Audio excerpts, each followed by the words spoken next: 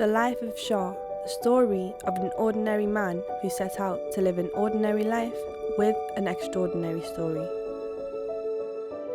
He was born in 1912 and born in Pakistan, the Northwest Frontier. When Shah was 18 years old, he decided to leave the Northwest Frontier, which is now known as the modern-day Pakistan. My father came over from India in 1929. He was one of the first Asian Indians to come in England. I should imagine he travelled to England about 1928, but he wouldn't have come to Liverpool till about most probably 1929, 30.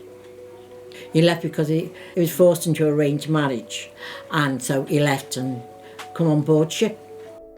Although Shah had left his home due to not wanting to get married early, that would soon change. My father met my mother in 1931 in the shop where he was working. My mother used to go in there to get stuff. Groceries. She used to go buy things from the shop, groceries, and that's where they met, and that's where they fell in love. And my mum used to go in the shop to buy stuff, and the fella that owned the shop, he said, he told the person, I fancy this girl, and he said, he told her, and she said, oh, which fella? Said he come from India, you see, because it was India then, all India at that time. And he said, the Indian, she said, well, he hadn't got feathers in his head, red Indian, she thought he was. His three remaining daughters have very fond memories of their father. My father was what would we say? He was a real gentleman. Yeah, and he was very quiet, he was. And he was very quiet, very strict. Very strict. It was hard for him because he couldn't speak the language. He was a very shy person and a very handsome man and very well known. Although Margret and Shah instantly fell in love, not all were as supporting of the two lovers' relationship. They fell in love with each other. They wanted to get married, but my grandfather was against because of his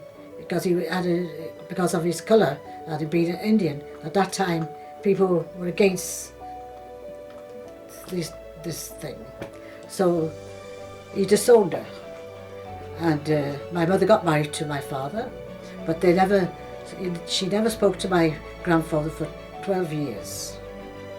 So one day I was playing outside, and this fat, red-cheeked man came up to me. He looked like Father Christmas, actually. He said to me, are you Margret Rimmer's daughter? I said, yes. She said, do you know who I am? I said, no. He said, I'm your grandfather. So I just looked at him, and he said to me, here's a shilling, go and buy some sweets. So he went away. After the struggles the couple faced to get their marriage to start off, the couple grew to have 5 children. My parents had 5 children, 4 daughters and 1 son.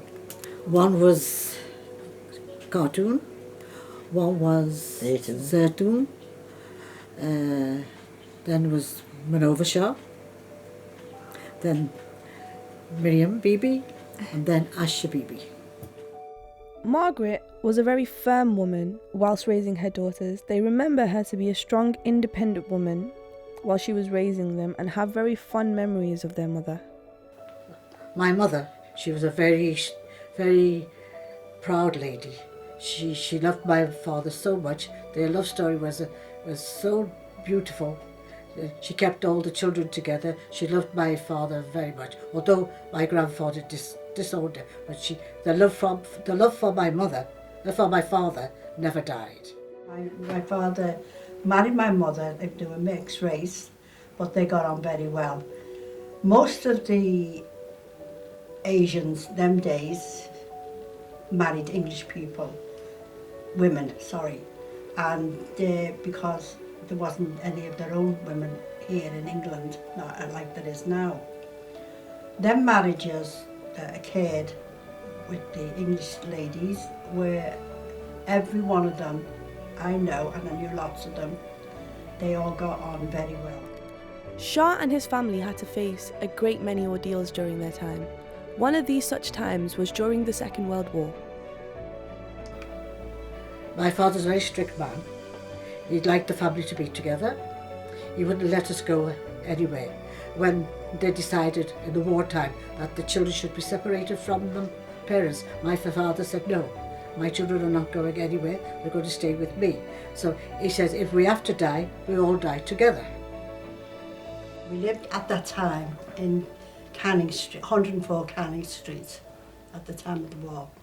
There were shelters, they had shelters in Faulkner Square, the park in Faulkner Square. And in the evening, all the people went into the shelter when the sirens went. This day, we were all at home and the planes came over, the sirens went. We were all at that time we lived in the basement, everybody lived in the basements in their houses. And the sirens went, and then you listened for the whistle. And we were all in the house, sitting around the fire. Now, then the plane came over, and then the bomb was dropping, and once that whistle stopped, it would hit. And this night it hit.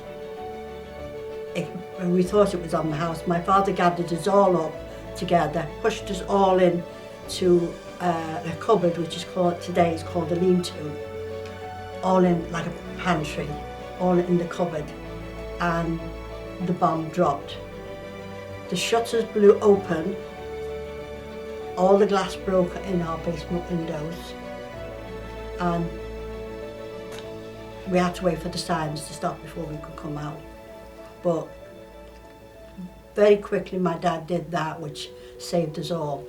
He wouldn't let us get evacuated, he wouldn't let us go to shelters. He said if we're all going to die, we die together. And the next day we find out that the bomb had dropped in the house at the back of us, who was our coal man, and there's a yard on the opposite side and 2 yards of basin in the entry.